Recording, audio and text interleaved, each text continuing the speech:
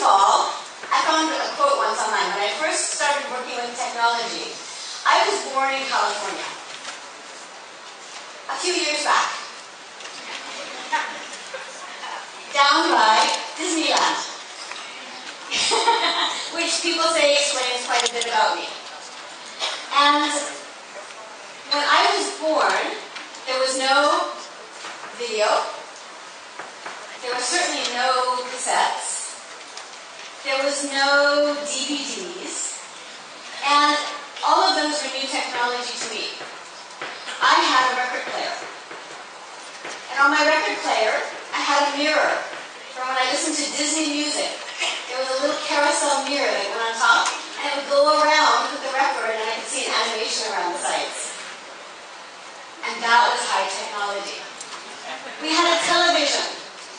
It was black and white. And everything that was created after I was born is technology to me. So for your children, everything that existed when they were born is not technology. It's just stuff. It's only technology to us because it existed after we were born. I live now in Japan, down there.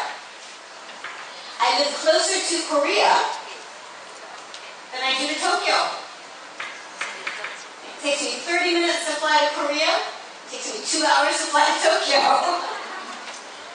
When you think of Japan, what kind of technology do you think of? Robots, cars, trains. Okay? Yes, robots. Games. 3D games. Fast trains. Cars that don't use gasoline. Toilets that you need a user manual to use. The toilets in Japan are much smarter than I am. But this is the technology in my classroom. That is a dial-up modem. Okay? You put the coin in the machine, in the telephone. You put the coin in the telephone, and you can access the internet. It's not worth trying. That's one of my classrooms. Another classroom looks like this. Do you see any computers? Very few Japanese classrooms have computers. No elementary schools have internet. Okay? Japan is a very high-tech country with very low-tech education. Sound familiar? What does your classroom look like? Who has computers in their classroom? Excellent. Who has internet at school? Okay, pretty good. So how many of you would tell me that you have no technology in your classroom? Is there anybody here that says, I can't use technology in my classroom? You're very optimistic. That's great. What tools do you already have? Who in here has a video camera? Who has a regular camera? Who has a laptop? Who has a smartphone? Who has a digital recorder? Who has a tablet? Do any of those give you access to the internet? Sometimes the only technology in your classroom is what you carry in a bag. But every one of you has some technology tool. It may not be what you think of when you think of technology, but you have something. And the value in technology is in using the tool, not a specific kind of technology. So we're going to look at using what you already have to get the benefits of using technology in your lessons. Technology tools are like other tool. They should enhance your language lesson. They should let you do something better than you're already doing it. I'm assuming all of you are already fabulous teachers, and your lessons are already wonderful. So you only want to use technology if it improves on what you're already doing in your class. It should never be the focus. You're not computer teachers. You're English teachers. So everything you bring into class needs to make you better English teachers. It needs to help your students work better, learn better, remember more. If it doesn't do that, don't use it. However, technology can be really, really valuable. For example, a little bit of technology, just a little bit, low tech, can expand your classroom boundaries. The internet can connect your students to students in other countries. It can extend your students' contact time with English. If they can access the internet from home, if they can communicate with you by either text messages or by an email, then they're getting English practice even if you're not in the classroom. You can create performance and publication opportunities with a real audience. We talked in the morning about meaningful use of English. What's more meaningful than trying to communicate with somebody else in another country? So your students can teach them about Indonesia, and they can learn about Brazil, for example. You can connect your students to the world outside of their classroom, outside of their country. You can broaden their horizons and give them an idea of the context. Why are they learning English? Because English is the #1 language used to communicate between countries. Right? Perhaps it ought to be Chinese, but it's not. So since everybody uses English to communicate, you want your students to see why. Why do they want to learn that grammar? Why do they have to memorize the vocabulary? There's a goal. English is going to help them connect with the world, get better jobs, and expand the world beyond their borders. Technology can help you reinforce language practice. And we talked earlier this morning about the microphone and repeating versus rehearsing. And it can deepen their understanding of the language because they're working with the language in a more meaningful way. I will give everybody slides, don't worry. And this is largely on your handout. So let's look at some of the ways that I've done this in class with very low-tech tools. Alphabet. How many of you teach the alphabet if you have children's classes? Everybody teaches the alphabet. One of the things you do first, very low-tech, you learn the letter names. You maybe make shapes. You find objects that start with the letter sounds. You do a chant. Another typical project is to come up with an alphabet book. Right? 1 page for each letter, and you find pictures. If you don't teach young learners, look at the tool and think, how can I apply that in my class? The tool is just a tool. This year I decided, let's make a digital book. So after my students finished learning the letters, we took a picture of them making the letter shapes. It took us a year because Japanese children only come to English class once a week for 50 minutes. And we don't do phonics every time. So we do 4 letters a month for a long time. Eric laughs. Eric teaches in Japan too. So then I took the pictures and I uploaded to Voicethread.com. I did it. My students didn't use the tool. I don't want to spend my class time teaching them how to use something that's not included in their English.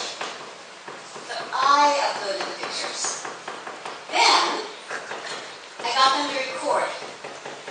They just ring a microphone. So, apple, bird. And we put them in with the slides. But my students only know 2 words for each letter. Not a very interesting book. Twitter. How many of you know Twitter? Have you heard of it? Are you on it? Okay. I'm also Barb Saka on Twitter. So I went on to Twitter and I said, hey, would you put some words in my book? My students did A through H. I would like to have some words contributed. And they sent it to their friends, and they sent it to their friends, and they sent it to their friends. And pretty soon I had voices in British English, Australian English, Hungarian English, Argentinian English, Brazilian English, Japanese English, American English. And it was really, really wonderful. I think I've got a sample here. Very short. Wait, this is a video of what it did.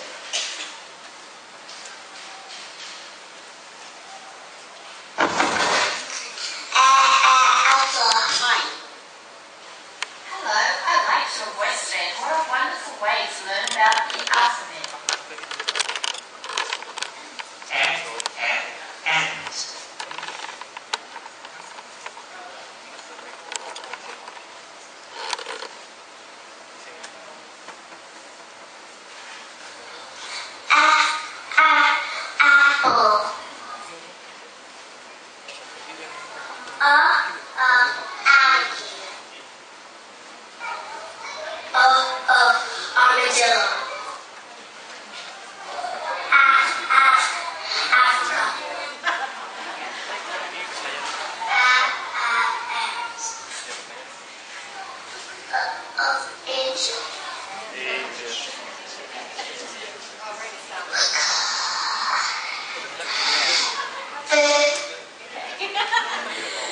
Student that was really close to the number.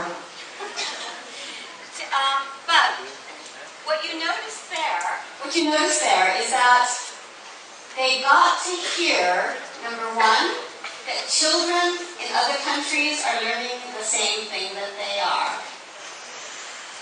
They got to hear that not everybody who speaks English sounds like me. They got to hear that it's okay to have an accent. And they got to hear that people around the world were interested in what they were doing in a little teeny classroom in Japan.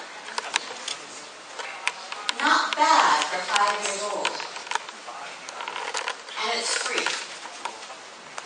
And you can do it from your phone. So I did it on the computer, but I also have them on my phone.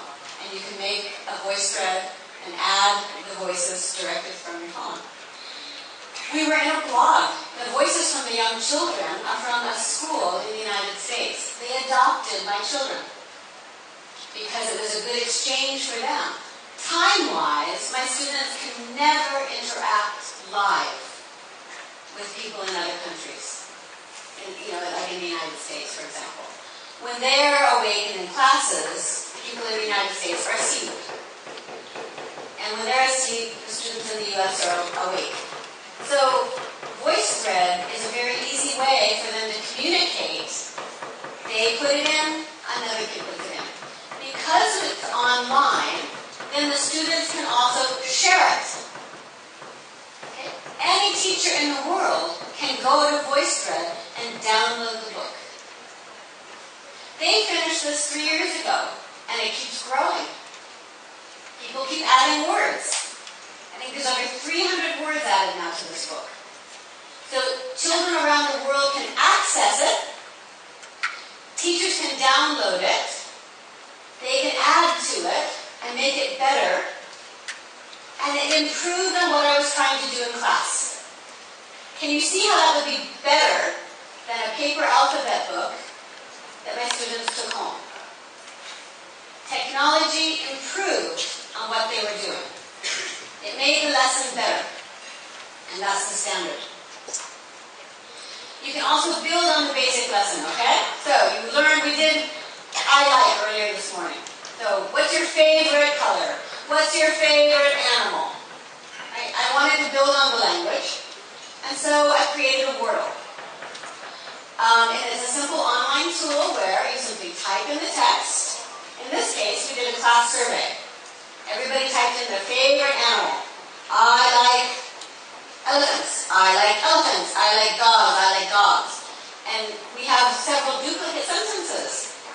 once you click it, it creates a word cloud. The words that are repeated most often are the biggest. How can that help you in teaching? How's that different than making a regular survey? It's engaging. If you're trying to teach reading, what are the most important words to learn how to read here?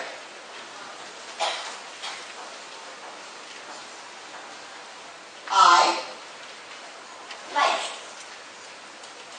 I like is in every single sentence. So if you have to learn how to spell like, or you have to learn how to spell monkey, like is more important. Okay, so the words that are repeated most often are the largest. Alright? Questions on the first two? Okay. Another thing you can do with another student, email. So I sent my email to my student saying, what's your favorite color? It is yellow. What is your favorite food? It is strawberry. Which season of the year do you like best? I like summer because I can swim in a pool. Especially, I like slip sliding. Right, so we went through and the answers are hers. So they're not perfect English. Right, but they're real. She's using English to communicate. She's using technology to answer me from home. So she's using English more than she would use it in class with me.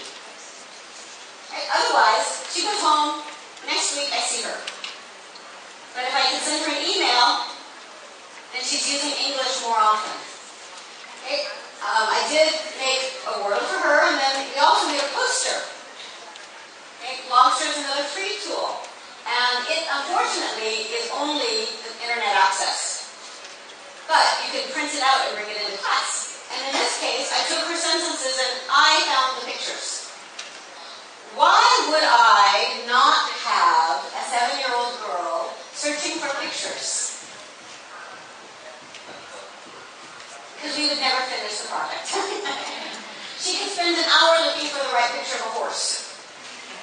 So I found the picture of the horse. And I put it in and then she typed the text. Because again, I want to focus on English. Right? I don't want to focus on the technology. So the focus for her is not finding the picture. The focus is typing in the words. Right? Or telling me the words to type in. Okay. What I want to do here is I want you to find, we have 3 tools so far. We have the slideshow, we have the word cloud, and we have the poster. Okay, I want you to find a group, 3, 4 people, and I want you to pick one tool and come up with an idea to use in your own classes. I just want you to share ideas. Right? So I want you to think about the tools, because again, there's not one way to use them. In the same way, there's no one way to use picture cards. So I want you to think of the 3 tools: slideshow, word cloud, poster.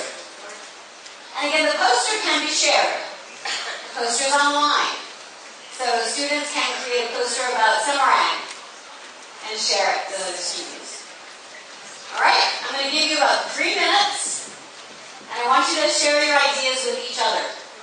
Alright? Go ahead.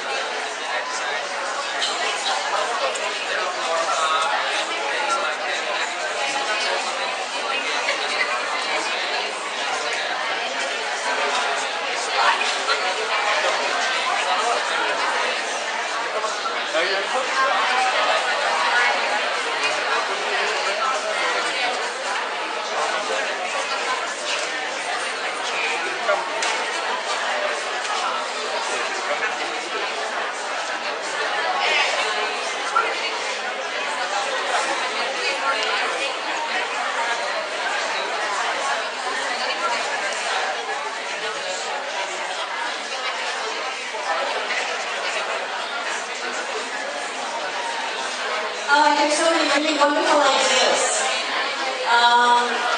People are suggesting that you can put in text from a book into Wordle and have your students guess the main idea.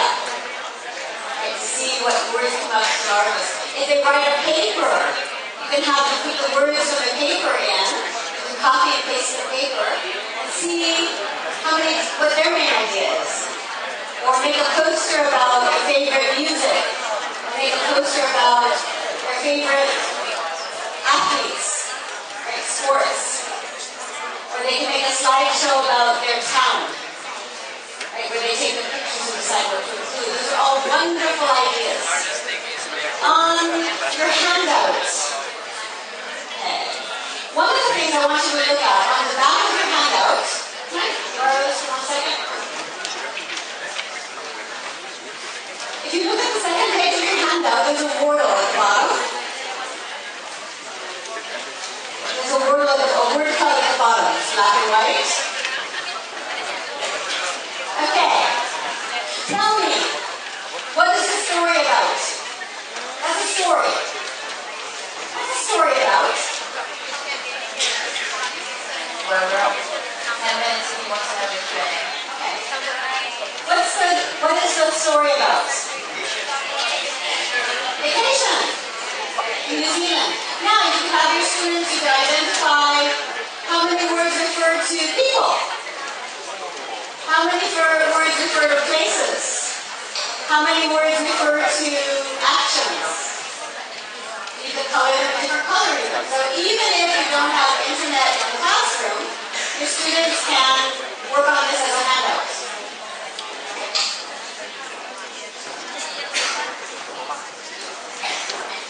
Another way that you can use the internet is at home to find resources to bring into your class.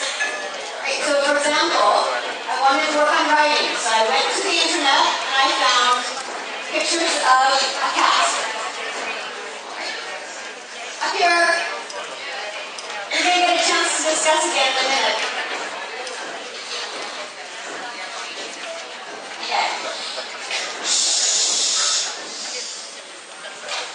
You're going to have a chance to talk again, I promise.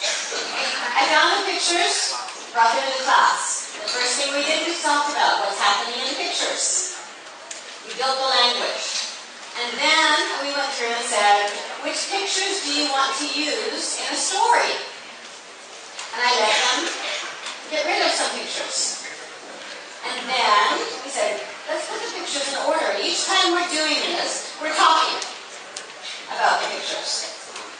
We put the pictures in order, and we told the story a few times. Then, the student told me the story, and I wrote it down. Rocco wakes up in the morning. Rocco goes to the sofa. He likes the sofa. He likes to play with the telephone cord. Then Rocco eats his food. We have 8 pages in the story. Cut it apart, because I want my students to learn how to expand and add more. So I physically cut it apart and moved the paper and said, let's add one more sentence in each space. So we did. Rocco is a big cat. He wakes up in the morning. Rocco goes to the sofa. Oh, that was the same. He likes to play with the telephone cord. He plays with it every day. And eventually, this is just PowerPoint. And we put it together. Recorded it.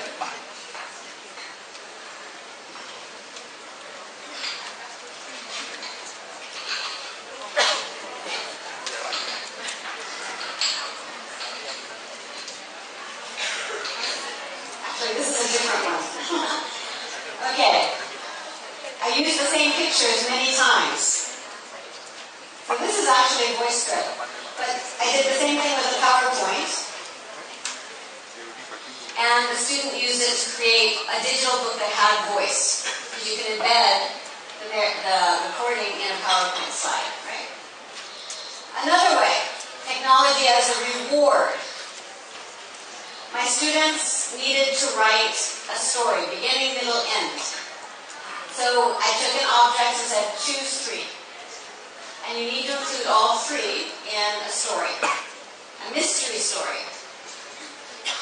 So the first thing we did was answer the questions who, what, where, when, why, and how. And they were a draft. I guess 5 things, sorry. So they're only looking for the 5 things.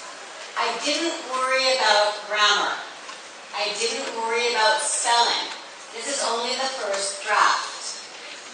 Right? If I worry about spelling and grammar at this point, it's done. They won't revise. So we write the draft first and we focus on the meaning. They work in pairs. Like, I don't understand that. What do you mean? And we go back, and we look at the beginning and the middle and the end. And they revised again. And then we started working on grammar and spelling. And you can read this later online if you want. I'll put the slides up. It got much better. Now the language focus is the students wrote the story at least 3 times. If I had told my students, I want you to revise this and rewrite it 3 times, my junior high school students would say, I don't want to do that.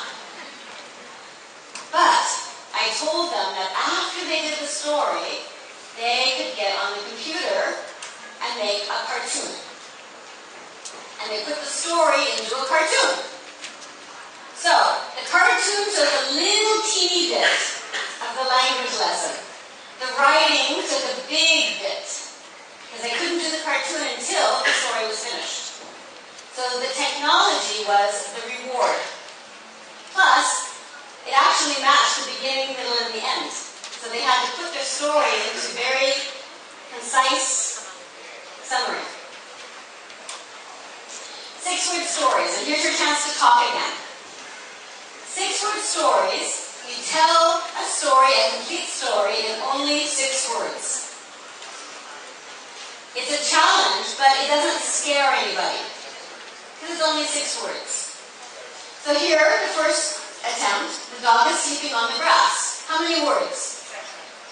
Too many. So it takes some revising. Give the dog a name. Now we have 6.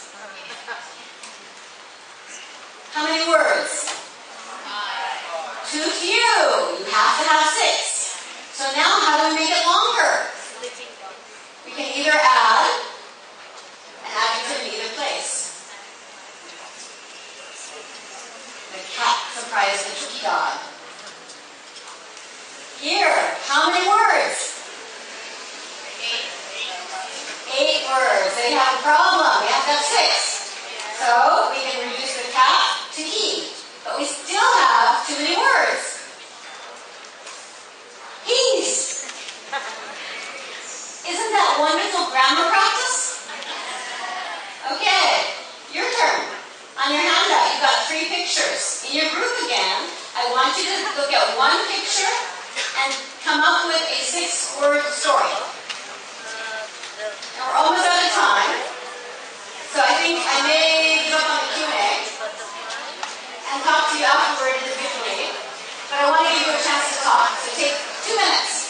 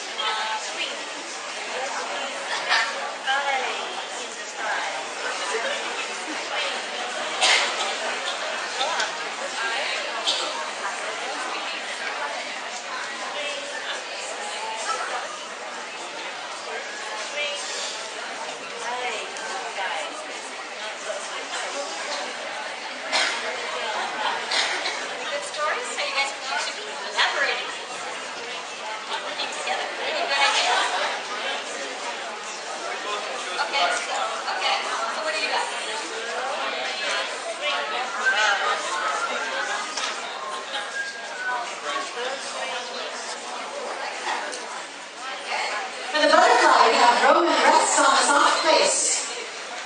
Anybody else have a 6-word story to share? You guys have a good story? Not yet. Anybody have a story to share? Yes? Okay. What do you have? Okay. Ooh, a butterfly lands on my hand. Very descriptive. Anybody else? Okay.